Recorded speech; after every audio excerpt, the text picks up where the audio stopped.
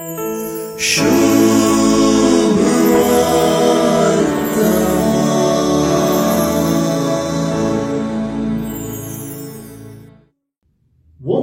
ओपार आणि तिचे विवरण आज जेजूची प्रमुख शिकवण.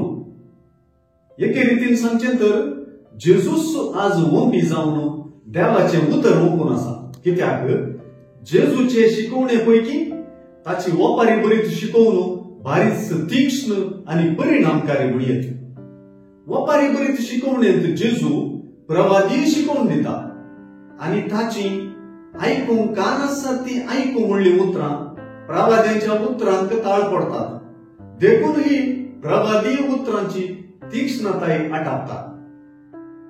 वोंप्यान बी वोंपताना थोडे मेरेर, थोडे गळपी सुवातेर, थोडे कांट्या झाडपुटांमध्ये पडता आणि विविध संकश्टांक वळख जाता आणि निर्फळ जाता.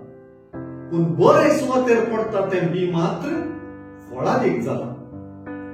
जेजून आपली ओपार शिसांक सोडून सांगच्यांत हे ओपारीचो सार आटापला. ह्यो बी पडुल्ल्यो विविध सुवाती विविंगड व्यक्ती वा विविंगड कालेतीची मनशां म्हणच्या की एकेच व्यक्तीच्यो विविध प्रतिक्रिया म्हळ्यारी सारख्या बसता. आमी हर एक पावटी एकसारखी प्रतिक्रिया दिता अशें सांगूंक येना. परिस्थितीक लागून प्रतिक्रिया बदलता. देवाचे उतर आयकुंच्यात आणि पाळच्यांत आसची उर्बा तात्कालिक संदर्भाक सरी जावन परिस्थितीचेर आदारून आणि सुशेगाचेर आदारून जाता.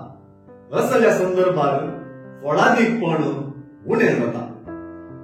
देवाचे उतर जिविताक लागू करच्यांत गरज आसची निरंतरताय, दीर्घ सोंसणीकाय, सोंसपा सोची नोसू, लांब काळाक भाडवशें करप मात्र दैविक उतर आणि दैविक शिकवण फळादीक करता.